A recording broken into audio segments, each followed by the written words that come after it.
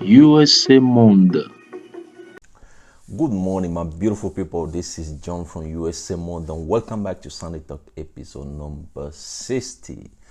Today, as always, I'm gonna go over some of the questions you guys sent me, and then do my best to answer those questions. To you guys who wanna listen to. Okay, today is Sunday. Today is a beautiful Sunday. I have my tea here. I don't know what you're doing out there, but whatever you do today, do it peacefully. Okay. Without wasting time, let's get started. Okay. So the first question today gonna come from Snowbaljit Singh. Here's the question.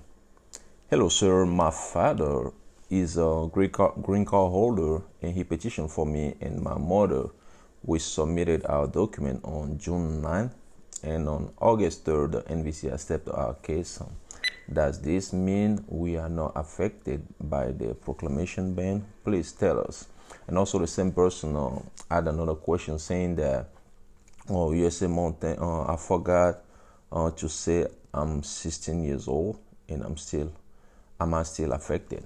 Well, so if your dad petitioned for you and your mom, meaning that you guys are in F2A category, and that category basically it's affected and it's not affected. So your mom will be affected by the immigration suspension, okay?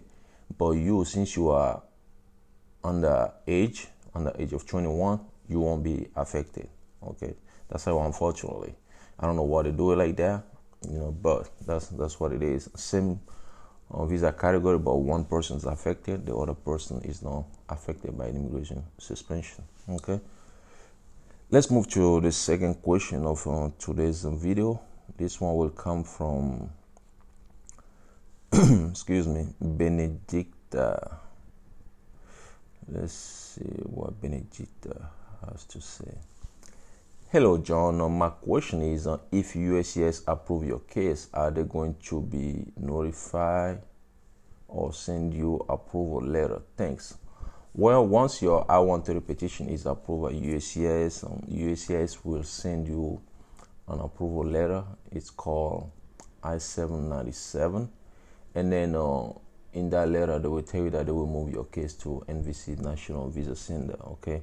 So basically, your case will be approved. They will notify you before they send your case to NVC National Visa Center in case the intended immigrant will come to United States of America on immigrant visa. But if the intended immigrant already lives here in the United States, then that person will adjust on the status. The case won't go to NVC National Visa Center. Okay. Let's move to another question. This one will come from Daniel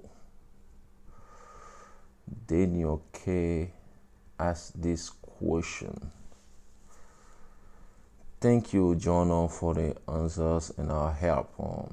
I became a U.S. citizen after I filed I-130 for my daughter, age 6, in 2019, and the case is at NVC on appointment level. Is it possible she becomes a U.S. citizen? Well, normally, when you become a U.S. citizen, meaning that you can actually your kid is supposed to get a green card and then become a U.S. citizen as well. But in this case, if your daughter meets 3 conditions, okay, I think the first one is she's under age of 18. The second one is you're a U.S. citizen, and if she's gonna live with you when she moves to the United States of America, yes, from what I know, you can file N600. Yeah, I think it's called N600 for her. So meaning that you can apply for a U.S. citizen for her. Okay, that's what I understand. But if somebody somewhere here, know something more than this, just let us know. But I know if she meets on all those 3 criteria, so yes, you can apply for U.S. citizen for her. So let's move to another question. This one will come from Masin Watson. Yeah, Maxine Watson. Let's see what she or he has to say. Hi, John. Do you have to submit all pages of the IA-64 or the correct page only after rejected by NVC? Well, if NVC rejects your affidavit of support, you have to, fill out another form, basically. But in case you still have the old form, all you gotta do is, correct the page or whatever is what the problem is or the mistake is. You correct that one, but you have to scan the whole document again, the whole form, resubmit it to NVC. It's not like they keep one part of the form and then tell you that you made a mistake on one page and you're just gonna correct that one page and submit that one document. No, you have to schedule scan the whole thing again and then submit it to NVC National Visa Center for review. Okay, that's how it works. The next question gonna come from Kadi Herdix. Hi again, Mr. Mordan. My biological son is still in the Philippines. My husband petitioned him as a stepchild, and we are now just waiting for his interview date. And now I want to apply for citizenship. The only thing I'm concerned about is the document I have to turn in along with the N400.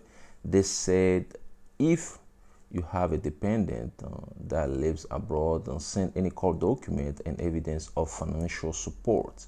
But when I left from Philippines to come here to US, we didn't undergo court to give my mother permission to be the legal guardian. All I do is send money through Western ever since. So I can only provide a money receipt from Western Union. You think that will be enough? Please help me, Mr. Mon. Well, thanks for the question. If I'm in your situation, basically, the only thing I can do in this situation is to first send all the Western Union receipt, showing that you're sending money back home to your mother, and you can write like a statement that your son lives with your mother. Okay, anything that proves that your son lives with your mother, and then the money you send also go to your son will help you a lot. Like I said, the only thing I'm thinking about right now is that receipt, that receipt number, your child educational document that you pay tuition and stuff like that,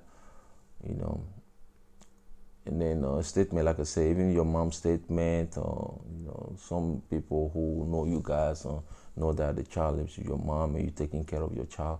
All those stuff, I think that will help. Okay. All right, let's move to another question. This one will come from Urgent Sharestar asked this question. Hello, brother. After I-130 approved and when I receive the case number as well, what document I have to submit to USCIS, please? Thank you.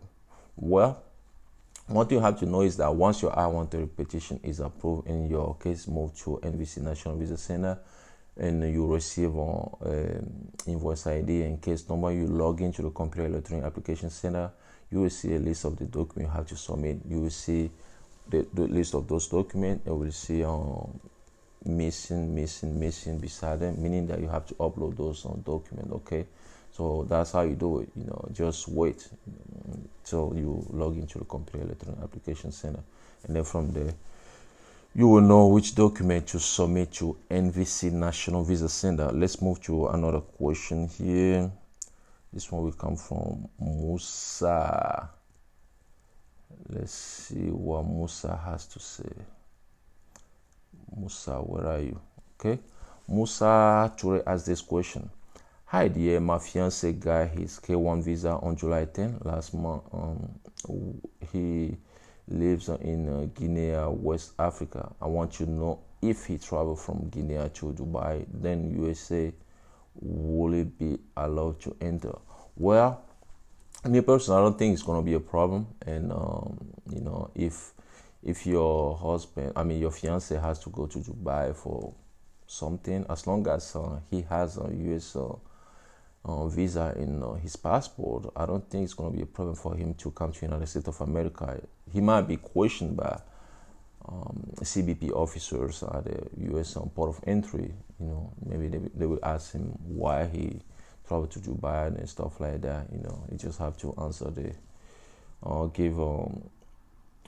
tell the CBP officers or the reason why he went to Dubai before, travel to United States of America. But I don't think it's gonna, cause I know people who got a visa, U.S. visa in their country, and then they buy a flight ticket, from another country because it's cheaper, and then they travel from there. So, me personally, I don't think it's gonna be a problem. But you can still check with the airlines, okay, the airline company, and see if it's something that he can do, to come to the United States of America. And also, you can call the U.S. embassies.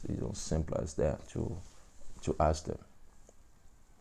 Okay, let's move to another question. This one will come from Anna Victoria Tolibas. Hi, on my I-130 form, we use my married name, but I'm still using my single name on passport. Why should I put on the DS-260 form, married or single name? Well, the only thing I know, and I'm sure about that, is any name you put on your document has to be your legal name, okay? Because you cannot put another name on the I-130 and then put another name on the DS-260. There won't be there will be a difference, okay? And then they will ask you a question why the name is different on the document. So me personally, I think it's better just to put your legal name on the document, unless you change your name in court after you get married. You have to prove that you change your name and submit those documents as well, okay? All right, let's move to another one here. This one will come from Shafkat. Let me see what Shafkat has to say. Let's see, Shafkat Razuz. Okay, Shafkat Razuz. Okay, Razul. Okay. Here's the question. Thanks for the update and much appreciated. Please note that USCIS has been approved our case on date on June 4th, 2020 under I-130 alien relative, but we did not receive any email when they will send email. Well, sometimes it depends. Like I always tell you guys, if the petitioner is a U.S. citizen, and also it's a spousal petition, because of this one, I don't know what kind of category, visa category we're talking about.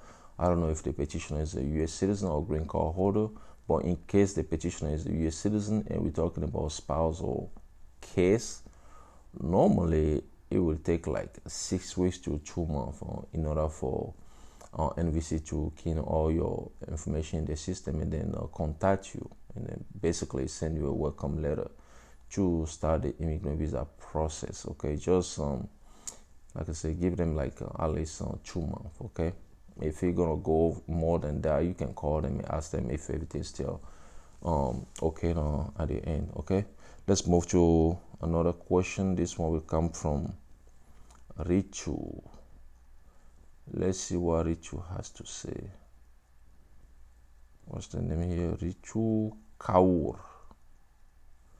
Okay, Richu Kaur asked this question. Hello, I want to know that I gave birth to a baby boy after my petition is filed.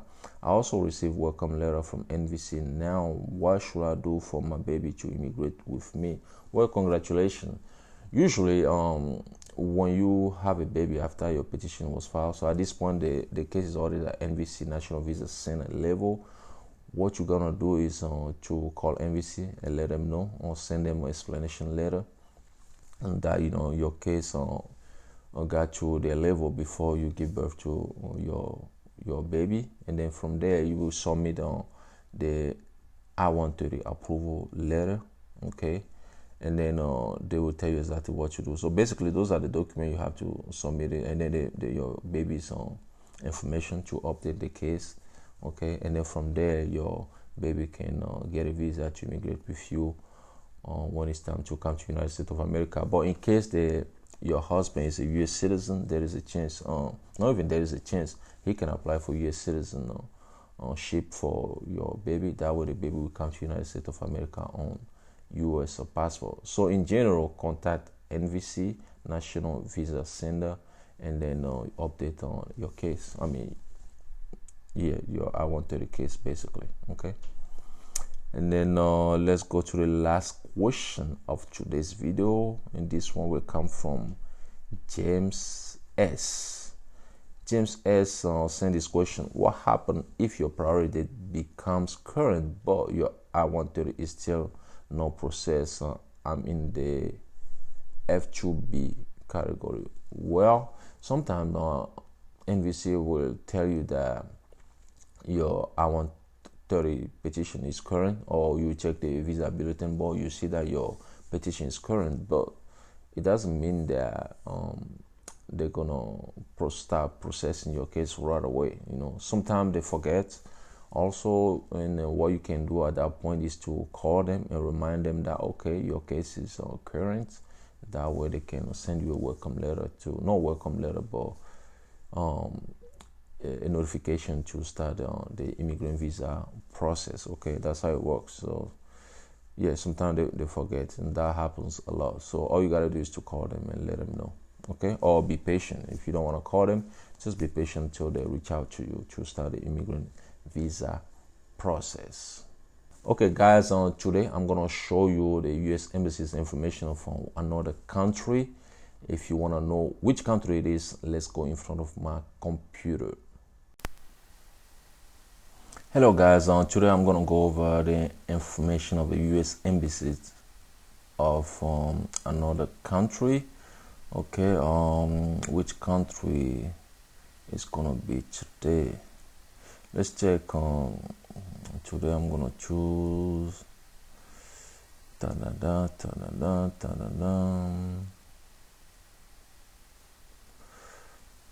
let's see. Okay, today I'm gonna check information on Nigeria's U.S. Consulate. Okay, so you click on this one, you guys already know, or if you want to go straight to the website, you can type usembassy.gov/Nigeria. Okay, and then from there you will see the information, the address. This is the address, this is the phone number if you want to call the U.S. Embassy and ask them question. Okay, to go to the website, you click on U.S. Embassy Abuja. Okay, you click on that, and then here are the page. Here is the page. Okay, and then from here, if you want to know information about the visas, just click on visas. That will take you to this page right here. This is where you know what is going on. Okay, you're gonna read about this. Okay, suspension of visa services in response to significant worldwide challenge related to the COVID-19 pandemic. The Department of State temporarily suspend routine visa services to all U.S. embassies and consulate effective March 20, 2020. While some embassies and consulate have begun to resume their visa services, the United States Embassy and Consulate in Abuja and Lagos remain unable to resume routine immigrant and non-immigrant visa services at this time. We will resume routine visa services as soon as possible, but are unable to provide a specific date. Okay, so they don't know yet when they're going to resume the visa services. The MRV, which is a machine readable visa fee, is valid and may be used to schedule an interview appointment in the country where it was purchased within 1 year of the date of payment. So if you pay your fee about a year ago and it's not expired yet, you still can use that. If you have urgent matter and need to travel immediately, please follow the guideline provided. So you click on this link right here to follow the guideline. But one thing you have to know that Nigeria was banned by the U.S. government, so the ban has to be lifted before some of you guys can travel to United States of America. But in case you have your visa before the you won't be affected. Okay, for some of you guys, like I said, if you need emergency services, just contact the US embassy and they can help you out. So basically, guys, for Nigeria, they didn't resume visa services yet, and they don't know when they're gonna resume the visa services. But once they do it, they will post it here on the website. All you gotta do is to check the website regularly to know exactly what is going on. Okay. And then in another video, I'm gonna go over the U.S. Embassy's information of another country. I don't know which country yet, but let's see. Okay, that's it for today's video, guys. Once again, happy Sunday to all of you guys. Enjoy your day. Thanks for watching. Be safe out there. Remember the pandemic is not over yet, so you have to protect yourself, protect your family. Happy week ahead of you guys, and talk to you guys the next Sunday. Bye bye. USA Monde.